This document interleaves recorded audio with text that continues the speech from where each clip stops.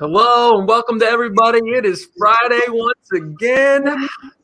So excited for that and excited to have you joining us for the Friday Love and Learn. And so this week we have Derek Gangwish of ESU 3 and Brooke Kavan of ESU 7 and our first two-timer for the old Love and Learn, Dr. John Skretta of ESU 6. Excellent. Thank you, Andrew. So, just want to welcome everybody. If you're tuning in online, if you post in the comments, we can bring your comments in. We want to encourage you to share your love and your learn for the week. But if this is your first time checking this segment out, this is just an opportunity for us on a weekly basis to be invested in the positive things that are going on statewide in education. I love getting a chance to hear what people are passionately working on or the things that they derive some joy from throughout the week, and also the things that they learned. And for so many of us in education, those end up being kind of one and the same. So each and every week we get an opportunity to do this. I'm grateful for folks that share. And so we are just going to start things off here with our love for the week. And we'll go to Derek. Love, let it be. That's right. Andrew, I think I got to start with my love as being having the ability to work with kids. We got to have some kids come into our makerspace and innovation lab at ESU 3. And I think I forgot how much I love those opportunities. Just being able to see them come in and engage with and grasp and get creative with some of the technology we have in there. And even the fact that they were able to be more givers in that work as they were creating a project that was going to be given to their board members for Board Appreciation Week. It was a cool project to be able to partner with one of our districts and their kids and keep that space alive and moving a little bit, for sure. Not to say that things are normal by now at this point by any stretch, but as some things are returning to normal, gosh, don't you just appreciate them? Don't you just find yourself moment to moment grateful for just little things that we haven't had the ability to experience in quite some time, like being around kids. Absolutely. It's kind of, in a sense, the beauty of the pandemic, but I think it makes us realize some of our loves that we might have taken for granted in the past. Yeah. Oh, for sure. And I know, speaking of being around students again, Brooke, you're actually a principal today, right? Is that? I am substitute principaling for someone who's been out of the building for a few days. So I walked in some preschoolers to the building this morning. One of them cried. It's fine. Everyone's fine. My love for today totally has to do with that. So, as a PD coordinator, which is my role at ESU 7, I'm in schools very frequently, but not always from the perspective of an administrator. And to just watch a building function with everyone working together as a team is simply incredible. We've also had some flooding in our area. So we had a bridge that was out this morning. We had buses that had to reroute. We've got to figure out how to get kids home after school. And just to see everyone pitch in, not just with sanitizing tables, but with holding a hand as you walk down the hallway to comfort that preschooler. Yay, educators. And it's Friday and we love Fridays and it's feeling good. And that is what I am loving today about this building that I'm in. Oh, that is awesome. And I don't know what I would do if I had to walk into an elementary. It is well documented on our previous episodes of the times when I've been filling in at an elementary and had it go terribly awry. But yeah. Good luck to you with that today. Thank you. I'm a middle school person, so I'm also really grateful for those people that are at early elementary that they teach kids to stand in a line. They teach kids how to sit at the lunchroom table. Thank you, gods of above, for all of the teachers that do those things for us in the middle grades. That's just awesome. Oh, for sure. Well, we got some responses here too. So Lisa loves being in schools as well and is excited to see. And it's worth saying too, this is one of the many hats that people across our ESU network are able to wear on behalf of schools and kiddos. Before we went live here, Jen McNally was texting me that she was going to bring a new, what do you want to call it, avatar or profile pic for her YouTube account. So here it is. It's the cat. Yeah. Oh, it kind of cracks me up, dropping a bunch of That's cat good, puns. Jen. And we do have Debbie, who loves that we've come out of the deep freeze. Yes, and the weather. Little sunshine. Got outside this week too myself. That was really great. So thanks, everyone. Continue to share your loves and learns as we go through. Dr. Skretta, what'd you love this week? Hey, thanks, Andrew. Just awesome to be on here today with Brooke and Derek and get the opportunity to talk with you guys for a few minutes here. One of the things I was thinking about, I had a conversation with a superintendent earlier this week who was talking about sometimes we get criticism, unwarranted, uninvited criticism for being positive and for projecting positivity. And I was thinking about the opportunity to sit in on this conversation this morning and realize, like, if you flip the script, what sort of live stream would this be if it were the Friday Spite and Ignorant live stream? As opposed to Love and Love. Right? That's terrible. That's antithetical to everything we're about as educators. And so my love that I wanted to share is I just really appreciate the positivity, the presence, and the proactive planning that our professional development consultants and specialists and coordinators in our ESUs have demonstrated so consistently throughout the pandemic, because it's been a model of resiliency for our schools. And I think it's just really helped to maintain the right mindset, which is a mindset of service and support. And so I'm just really grateful to our PD folks who have demonstrated incredible flexibility in terms of what you all, and Derek and Brooke, your two, incarnate examples of what I'm talking about here, which is the need to be flexible in terms of modality, method, our methodology, our approach, our platforms that we use for professional development have all changed drastically over the last year now. And our professional development folks have continued to just be relentless in projecting positivity and saying, hey, we're here to support you. We're here to support you in schools. And I'm just really, really grateful for that. And so that's my love for this week. I just want a moment to just clap that. Yeah, like mic drop. That's what I was going to say, Brooke. Yeah. I could not agree more. 2 points I'll bring up with this, and one will transition to mine, so I'll save that one for the second. Yes, John, like I completely understand and empathize with folks that the weight of the last year at times have maybe led you to where positivity soured you in a moment. Yeah. To think that we should be headhunting positivity and wanting to like kill it where it lies, like where we find it, is not the answer. That's not the solution. So tune it out when you need to tune it out. But that said, where we can invest in that, there are a lot of other like more significant issues than positivity to be on a hunt for. Yeah, and so for me, that honestly, that reflects, and I realize it's an oversimplification. It's kind of a false dichotomy. We all have days where we feel better and more positive, and we have days where it's harder to summon that energy to project that positivity to others. But the point is, like, at the end of the day, and this is what's so great about the collegiality of ESUs, at the end of the day, how do you want to be known? And, what are the characteristics by which you wish to be defined? And, is that, I want to be known as an embittered, cynical jerk.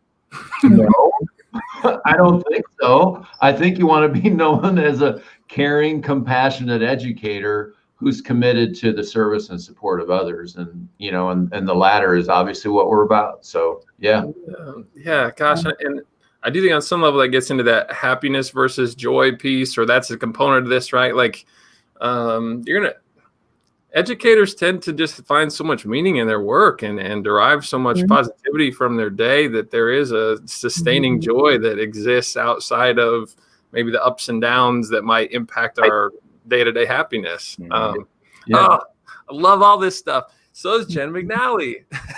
The cat. Yeah. Another, like we said, perfect comment.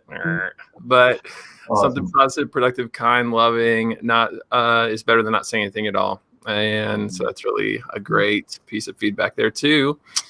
Well, oh yeah, my love for this week. Andrew, you're love. So Can't forget the host. Actually, so it plays off of what John said. So that was my second point here. And it really, I think, is an example of his point.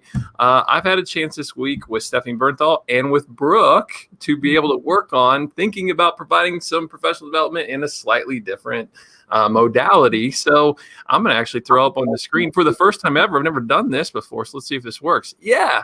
All right, we're looking to do some social media stories for professional development. And here's kind of what this would look like. You know, when you go through and you click on something and it kind of shows you a series of images, one to the next, Well, we're able to do that maybe through some PD opportunities like this. Breathe, get it. Anyway, so that's what it's looking like. This is like the 1.0 version of this, truthfully. But I'm a creative person. I love like making things. And so it's really a lot of fun for me to be able to do that kind of, be invested in that kind of work. I'm grateful to Brooke for being a part of it, to Stephanie for being a part of it. I know there have been some communication already, just asking folks across our ESU network, if you have anything that you would like to share through that medium, all we need is your sentences, and Stephanie and I will work on putting that together with the graphics. And hopefully we can start to create 1 minute or less professional snippets for people to continue to grow at a time when our mental and emotional capacity, I think, is a little limited. Ceiling's a little lower, and for good reason, I should say. So yeah, Brooke, you want to talk to that for a second real quick, because you're invested in this with us. Yes. Okay. I do want to say something. Absolutely, I do. And here's what I want to say is that it's been a really tough year. Our principals are working real hard on culture. Our teachers and our principals have been so flexible, and our students and our families, and it has not been, the year of awesome in one sense. And yet on the other hand, we've got Andrew here that's like, hey, who wants to talk about positive stuff with me on a Friday over lunch? And you've got your early adopters like Dr. Skretta. You've got your late bloomers like me who come in late. But like just focusing on the positivity and what we can do, like it just takes one person. It takes one person saying one tiny thing and saying, who's with me? It takes just a little bit of a cheerleader like Andrew, or a little bit of someone like Steph, to say, hey, I think we can do like some PD in a much shorter, more visually stimulating, really quick format. So who's with me? Let's try it. And we are just better together. We are just better together, and we can do it. And that's an example of better together, even in times of trouble. One cheerleader, look at what comes out of it. So great. I love it. Just like Dr. Skretta was saying. And yeah, for sure. Positive vibes from all across the state. Positive energy. Yep. Your school learning is happening, and glad, that we'll be able to share those pieces out. Well, that being said, we're going to go ahead and pivot now to our learn from this past week. We love learning. And so sometimes these end up being kind of one and the same. But your learn from this past week was, Derek, what? I could go with a couple things, Andrew. But one of them that comes to the top of my head is there's a book study group going on. We're reading, the book's called Science in the City. Never had heard of it before, but Audrey Webb brought it to science people. But man, I'm telling you, we've got 6 states, and we meet every 2 weeks and just process through this book. And really, my underlying learning is about equity and biases we carry. And so much of our biases and ourselves that we carry are things that we don't necessarily have control over. Birth and the genetics and those things, our upbringings, even as kids, there's so little that we have control over, but those things impact us throughout. So the conversations we've been having about language norms and some of the hidden norms that exist in languages, it is all fascinating. I mean, they're difficult conversations, but they're taking place across teachers and people from 6 states. So it just makes me think, like, if we can bring people like that together and have these conversations, there's no reason why it can't be done everywhere. Maybe I'm naive. Maybe I'm a small town kid from Nebraska who's just living under a rock, but there you go, man. Mm-hmm. I love that. And explain this to me then. So how did these 6 states come together? This is interesting. You know, I don't know how.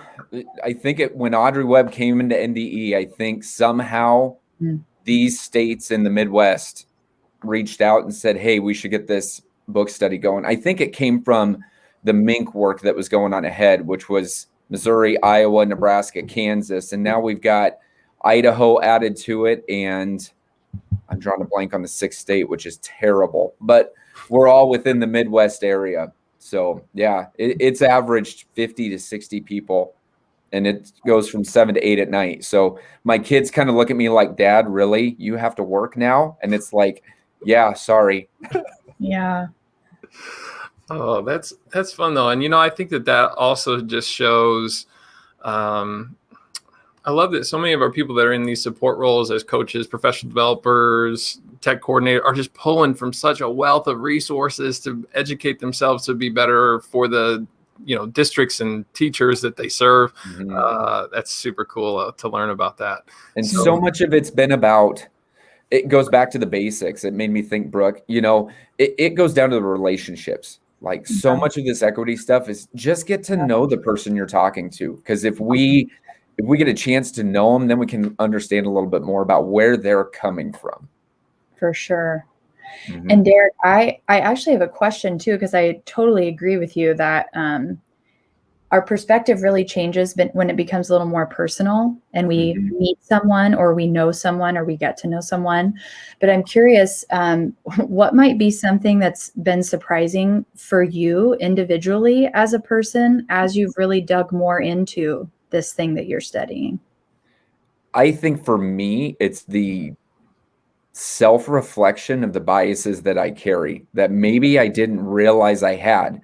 And it's, you can't get down on yourself. It is what it is. They're what you have. How do you move forward with them? I think that's been the biggest thing for me. Yeah. For us too at ESU 7, we're all doing a book study together too. Elena Aguilar's book on for equity. A couple of us have also read White Fragility, and peeling back those onion layers, it takes some real vulnerability. And but once you peel back one layer, you're like, oh my gosh. Okay, what's the next layer? Just let's keep peeling. But yeah, self-discovery. Oh man. Yep. I'm with you. The journey.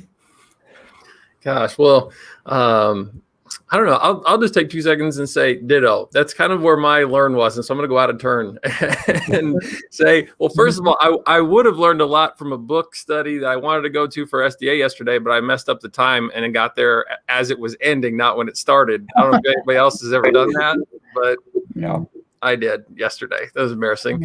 But there have been numerous conversations. One that even Brooke and I had earlier this week in the midst of doing the other work where we got on the topic of equity and thinking through maybe a podcast series we might do before the semester's out on that topic.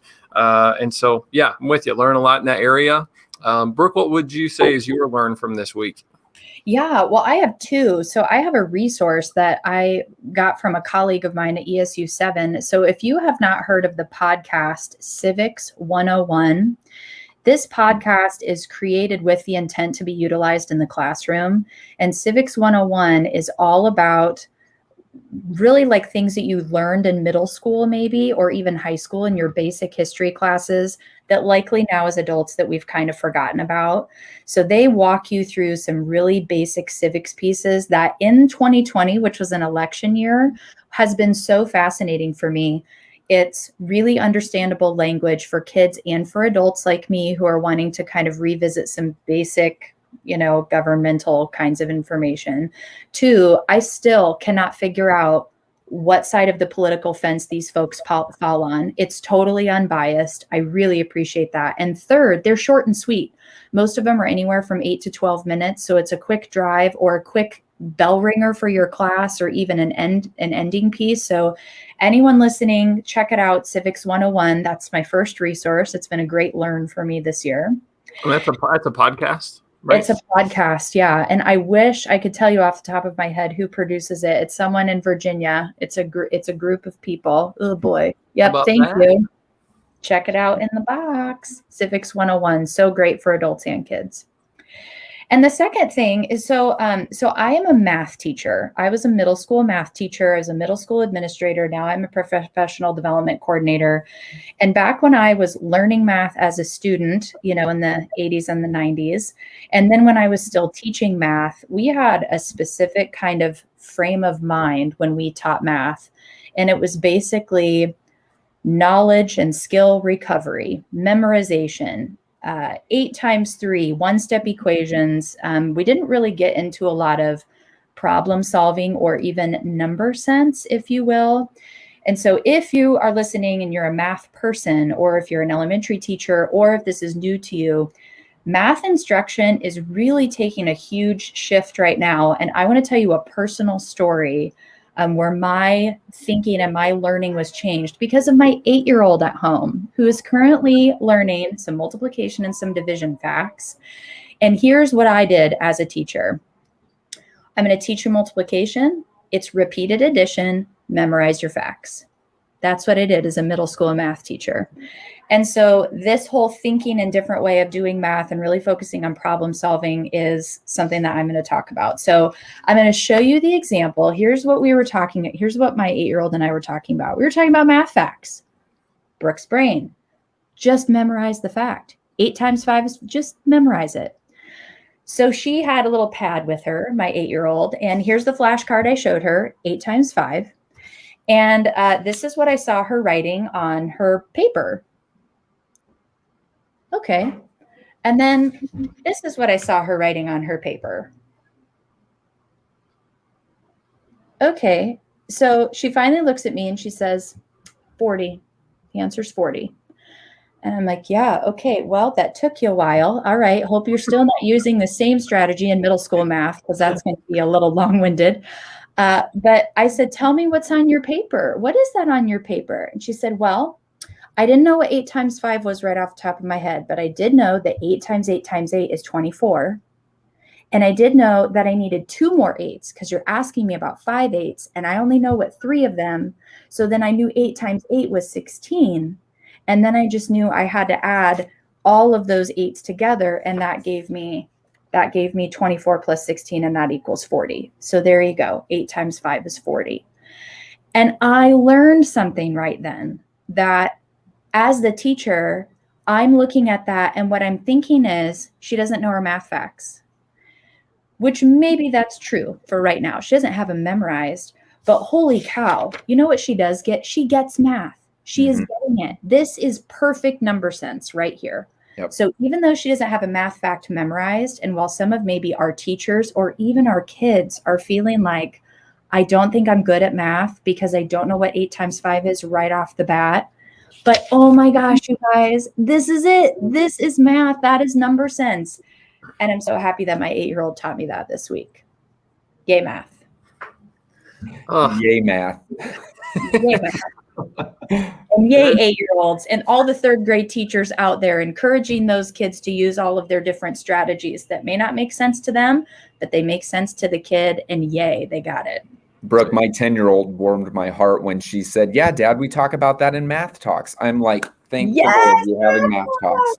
Yes, I love it. And that's a great example of how, a shift in adult thinking and adult learning, that is such a benefit for our kids. And when we stop learning as adults, it's game over. It's game over. And that's why this is so powerful. That's why professional development is so powerful. Yeah. Oh boy. That and that's something that I get really passionate about too, with like the personalized learning background that I like advocate for all the time, is that in my mind, those are just strategies. Like, you're just finding the ideal way for that learner to like process the present circumstances. And those math talks, number talks, or how, whatever they're kind of billed as, are just a fine example of that kind of approach, allowing the student to find the way that makes most sense to them. And there's something healthy about that too, entertaining ones that aren't your natural inclination, right? Like, it's cool to think, let's just play off what you have. If we did 18 times 5, right? And you're like, well, that's 90. And you're like, how'd you get that? Well, some people would go 5 times 10 is 50, and 5 times 8, and then you get your 90 that way. And other people would go, wait, no. If you take half of 18, that's 9, and double the 5, and that's 10. 9 times 10 is 90. And I love thinking about the secondary or third or fifth option, right? It is really fun too. Yeah. I like talking math. This is great. So let's do this. There's a couple comments here that I want to make sure we double back to, because we have some great learns from other people within our ESU network across the state. Shout out to Marcy for asking Otis to share via short video the help me say that. GeoGebra. Thank you. Tools like the 3D calculator apps.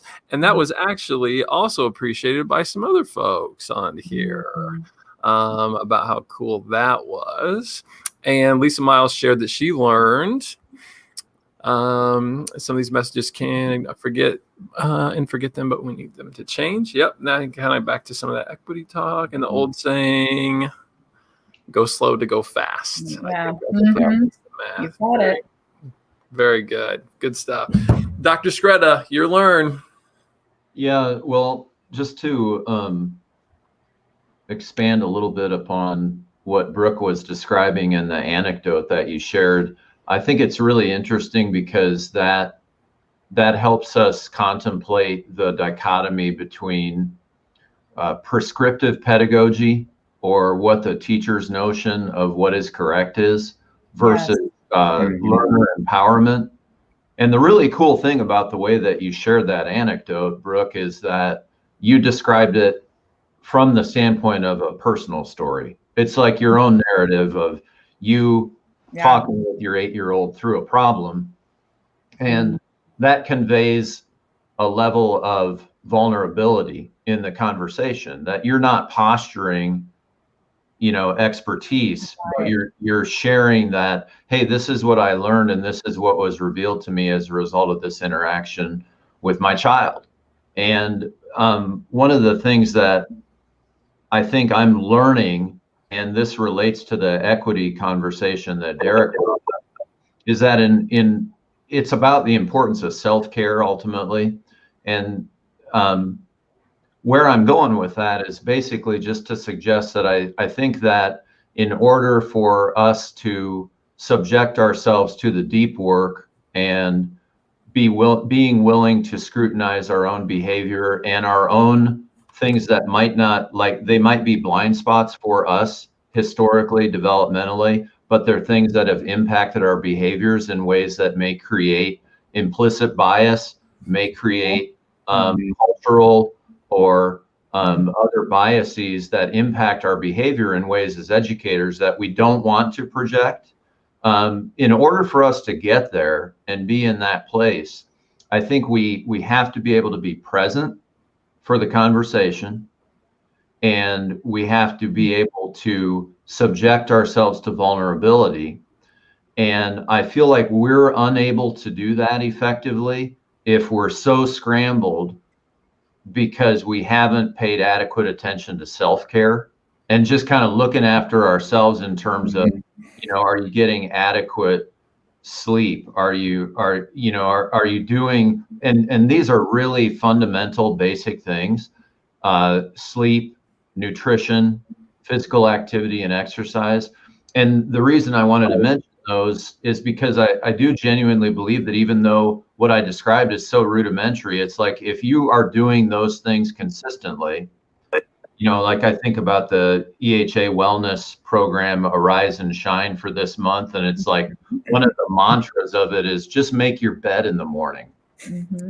Well, it's like the point being that you're exercising control over something you can control, and you're imposing a certain order on the universe that allows you to have a right mindset to get out there and get after it in an authentic way. And so I feel that that's all connected, that in order for us to be willing to dive into the sort of conversations that Derek's talking about at a multi-state level in a large PLN where people are putting themselves out there, or to be able to share an anecdote like Brooke described, where Brooke's not the hero of that story, except in the learning takeaway, right? It's your daughter that, For sure. and so I think for us to be willing to do that and to accomplish those kind of things as educators and have that kind of impact, it starts with taking care of ourselves.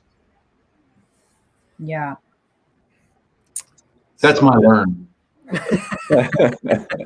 That's a really powerful one. I once heard a saying. I have no idea who said it. It wasn't me. The difference between hope and despair is typically 8 hours of sleep. And I thought to myself, I can maybe relate to that like yesterday. But I think what you're saying is that for our buckets to be full, for us to be learners and good reflectors, and being willing to be vulnerable and being willing to admit that I don't know it all and I need to learn, I really do have to take care of myself. And that has been a hard sell this year. Mm-hmm.